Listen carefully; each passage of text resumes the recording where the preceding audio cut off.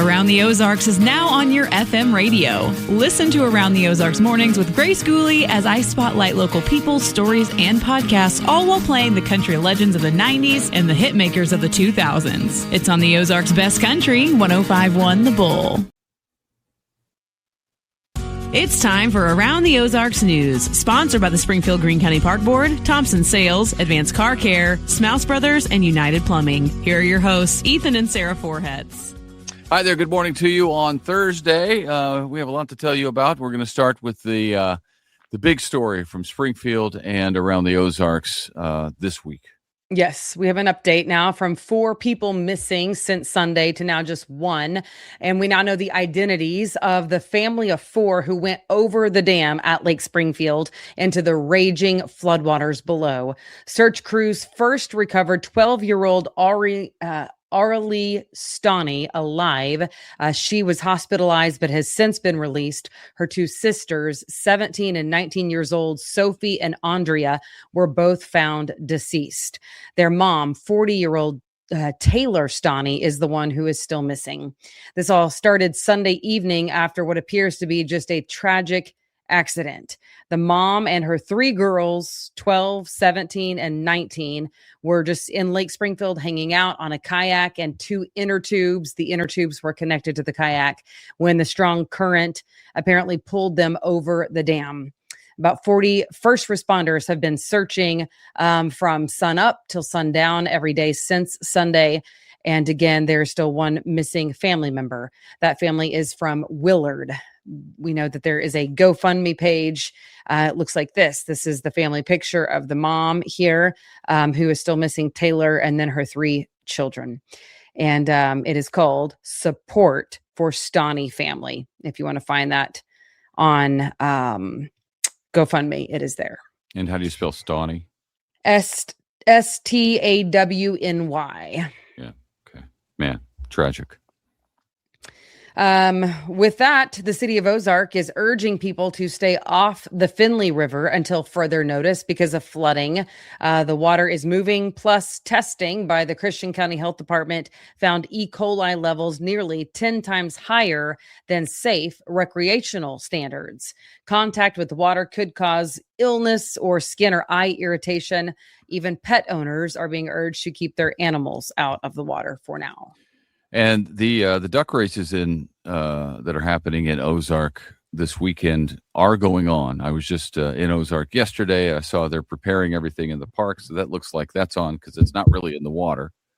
So it's there at Finley River Park. That appears to be a go.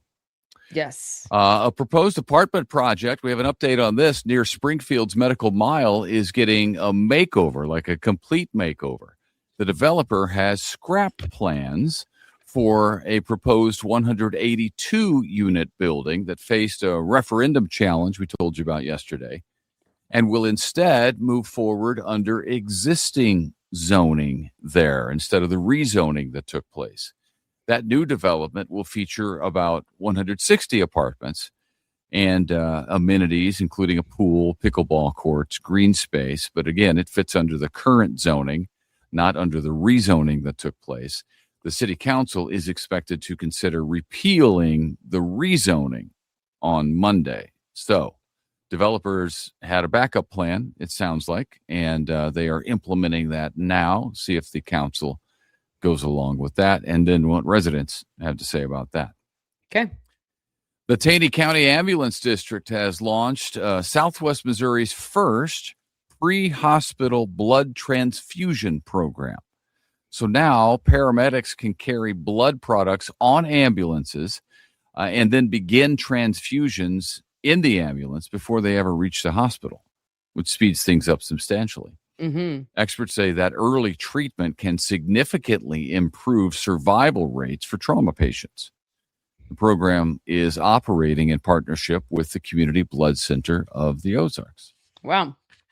All right. Congratulations for Springfield-based Mid-Missouri Bank. Way to go, guys. It has been ranked Missouri's top bank by Forbes for the second year in a row. That honor is based on customer reviews, like surveys, recommendations, and more than 1 million online reviews that get analyzed by Forbes. Mid-Missouri Bank operates 13 locations across Southwest Missouri, and they are a partner with Around the Ozarks. Nice. Congratulations to them, and well-deserved. That's cool. I know. Way to go. Bass Pro Shops is expanding again with a purchase of the historic Chica Lodge in Florida, which I was not familiar with it, but apparently it's historic and a thing. The company says it will preserve the resort's fishing heritage while connecting it with its nearby worldwide sportsman store and marina. Founder Johnny Morris says the goal is to create a premier outdoor destination in the Florida Keys. That sounds good to me. Good location. It is a good location. You ever been to the Keys? No. I haven't either. I lived in Florida for a while, but I was in Tallahassee, Florida, which is more like Georgia than Florida, to be honest with you. But and it was so far away. I mean, Florida is such a long state that to drive from Tallahassee to the Keys or to Miami is like 2 days. I mean, it's insane. So I never actually have been to the Keys. I'd love to, because it seems like my the place speed. To be all of a sudden. Yeah. Seems like my speed. You know what I mean? Just laying out on a hammock, watching the waves come in. I know. And I could lay with you for about an hour, and then I'd be wondering what we're going to do next. Yeah. And you'd be bugging me. And I would say, just go run or something. I'm laying here. I'm enjoying this. It's and true. You're ruining it. No, I'm not. With your activity. Yes, you are with the activity. Give me a break from the activity. I know that you've been working hard. I deserve a rest. I'm in the Keys, for goodness sakes. All right. World Cup fever. For one, I don't know about the rest of you, but I love the World Cup. It is my favorite sporting event. Every 4 years, I watch as many games as I can. And I just love it. So let's see. When was it? Wednesday night? No. Tuesday night. Yeah. It seems so long ago. And it felt I was off Monday, so it threw my whole week off. Tuesday night, Argentina played up in Kansas City with Messi, who is the greatest soccer player of all time. Yeah. And he showed up and showed us why he's the best of all time. He delighted the sold-out Arrowhead up in Kansas City by scoring a hat trick, 3 goals in one game in Argentina's opening match. And with those 3 goals, he tied the all-time World Cup career goals record with 16. So he will, no doubt, break it this tournament. I mean, he already got 3 goals in one game. What's he going to do the next game? You know? Yeah. So he's gonna get that record, which is really incredible. I think this is his 5th or 6th World Cup, and they're every 4 years. So do the math. The dude is 39 years old now and still dominating. It's unbelievable. Ethan, you're going to appreciate this. I got a report from our friends, the Millicans, who were there, because I knew that they were going to be there. So I said, you need to tell me what, like, all the things. So Inslee, their 13-year-old, she is a soccer player. She said it was amazing. It was electric. Everyone in her section was cheering in Spanish. So she couldn't totally understand them, but she got the gist, just sitting there and watching everyone. They were standing during the game, the whole game. Messi scored the hat trick, like you said. Before the game, they saw Patrick Mahomes. She got a picture with one of the players from KC Current. She also said the drinks were super expensive. And by the way, not alcohol, just like a pop. Any idea how much drinks were? Like a bottle or a cup? I mean, it depends, because maybe they were like a little fancier than just like a Coke or Dr. Pepper, but was it a souvenir cup? Maybe that's it. Maybe that's why. $22. Oh, that would have to be a souvenir cup for a drink. Yeah. $22. But she did say it was super fun, very different from any other games that she's ever been to. And she didn't pay for a thing. Her parents paid for all of it, so it was even better. Yeah. It's true. It's good to be 13. Yeah. So anyway, that was the update for you. I wanted you to know. Okay. McDonald's is bringing back its classic fried apple pie for a limited time, starting on Tuesday of next week as part of America's 250th birthday party. The dessert will be available all day at participating restaurants. That company, McDonald's, is also unveiling a 35-foot tall fried apple pie landmark along Route 66 near Chicago through the 4th of July. So it's a temporary, I love the fried apple pie at McDonald's. I grew up with that thing, and the roof of my mouth is still burned off as a result, but it's worth it. That thing had molten apples on the inside, but I love that apple pie. I was disappointed. Delightful. I was disappointed when they switched to the baked apple pie. Now, it's still good, but man, that fried pie takes me back and brings back the memories. And on Tuesday, I'm going to have to go get one of those, I think, or 2. I'm a grown man now. I could probably eat 12. So maybe back to that activity thing. You better not be in the hammock for too long. You know what I mean? And I can afford 12 hot apple pies. I can't afford tickets to the World Cup game or a drink, but I can go get several fried pies at McDonald's. I'll pay that much. All right. We'll enjoy it. All right. Well, finally, this morning, everybody knows that the 80s is the best decade ever for music. I think that's goes without saying. It's never been a debate, really. It's certainly no longer a debate. So this weekend, Springfield's Phelps Grove Park will come alive with the sounds of the 80s during the second annual Pops in the Park concert. This sounds right up my alley. Genes and Classics, the band, will join members of the Springfield Symphony Orchestra for a free outdoor concert featuring 80s classic hits. Nice. Oh, I can just hear them in my head right now. The gates open at 6 o'clock for seating. It's an open seating. The performance starts at 7. So you take a long chair, you take a blanket, whatever you want to sit on. You enjoy the stars in the evening and some great 80s music. There you got food trucks and family games and free parking and even shuttles available, I think, from the art museum area. So again, that's this Saturday, Phelps Grove Park in Springfield. It is the Pops in the Park 80s edition, which sounds delightful. Very nice. All right. Thanks for tuning in. We'll see you back here tomorrow. Have a super great day.